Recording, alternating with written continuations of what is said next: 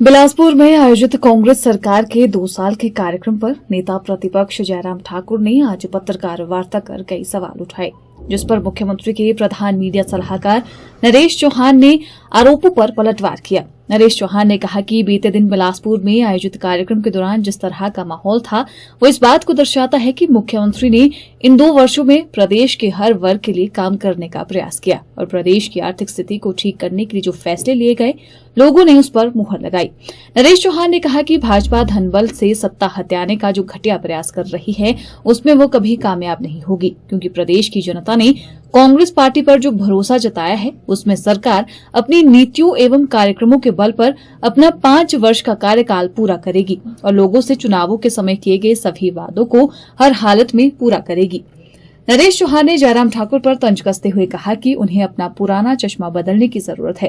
प्रदेश के लोग क्या चाहते हैं, इसका आईना प्रदेश की जनता उन्हें 2 साल पहले ही सत्ता से बाहर का रास्ता दिखाकर साबित कर चुकी है। ऐसे में उन्हें विपक्ष के नेता के रूप में अपनी भूमिका निभानी चाहिए।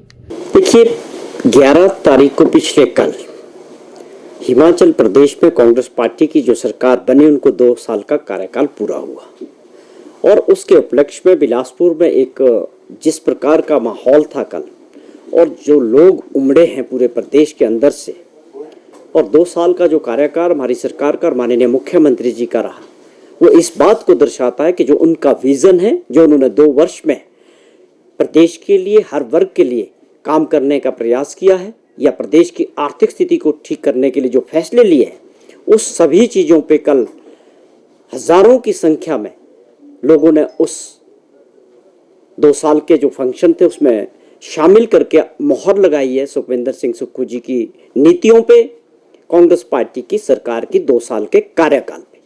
अब उसके बाद फिर भी अगर जयराम जी कुछ बोलना चाहते हैं तो मेरी उनसे एक गुजारिश है कि उनको देख लेना चाहिए। सैकड़ों मीडिया के लोग, प्रिंट मीडिया, इलेक्ट्रॉनिक्स मीडिया, हमारे वेबसाइट वाले भाई सबको देख ले, कोई गलत फहमी है तो दूर हो जाएगी कि लोग क्या चाहते हैं। हम पहले भी बार बार आप सभी के माध्यम से विपक्ष से ये बात कह चुके हैं और भगवान से भी प्रार्थना करते हैं कि उनको सद्बुद्धि दे, ये सही रास्ते पे अपना काम करे। और नैतिकता ये बोलती है विपक्ष की कि उनको भी प्रदेश के लिए, प्रदेश के हित में काम करना चाहिए। प्रदेश के लोगों के प्रति as a leader of opposition आपकी कुछ जिम्मेवारियां हैं।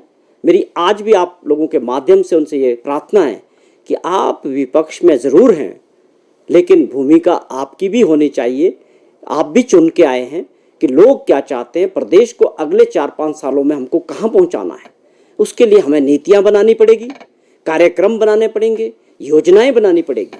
वो बेखूबी मुख्यमंत्री जी ने 2 साल के अपने कार्यकाल में बहुत सारी ऐसी योजनाएं, आप देखें कि कल किस प्रकार से राजीव गांधी स्टार्टअप योजना शुरू की। ये बोलना आसान है भाई, 5 लाख से 12 लाख रुपए तक की सब्सिडी मिलेगी एक बच्चे को, 50,000 रुपये का रोजगार मिलेगा महीने का।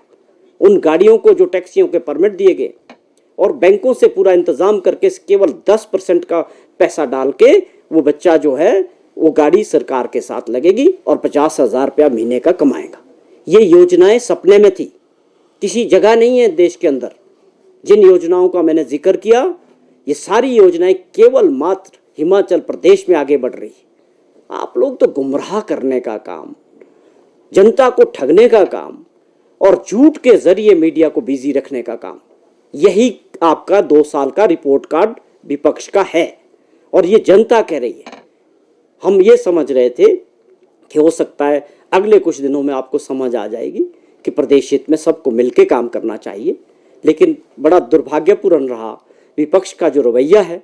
कल भी आप लोगों ने जिस प्रकार का एक पुलंदा झूठ का पब्लिसिटी के लिए केवल मात्र ये बिल्कुल भी बेबुनियादी बातों पे अपना ध्यान दे रहे हैं। फिर से कहता हूँ, ये समोसे से, गुटबाजी से बाहर निकलो, टॉयलेट टैक्स से कुछ नहीं हाथ लगेगा। इससे सकारात्मक तौर पे आप बात करो, प्रदेश के लोग आपकी बात भी सुनेंगे, लेकिन उसमें सुनने लायक होना चाहिए। केवल आप अपने आप को मीडिया में रखने के लिए, सुर्खियों में बताने के लिए कुछ भी बोल देते हो, कुछ भी, जिसका कोई तर्क नहीं होता। अब कब तक इस तरह का मजाक प्रदेश के 75 लाख लोगों का बनाऊं? सरकार जनता की है, सरकार जनता ने बनाई है, हमारी जवाबदेही जनता के प्रति है। और मुख्यमंत्री जी, उनकी कैबिनेट इस बात को समझती है। बड़े बड़े फैसले हो रहे हैं।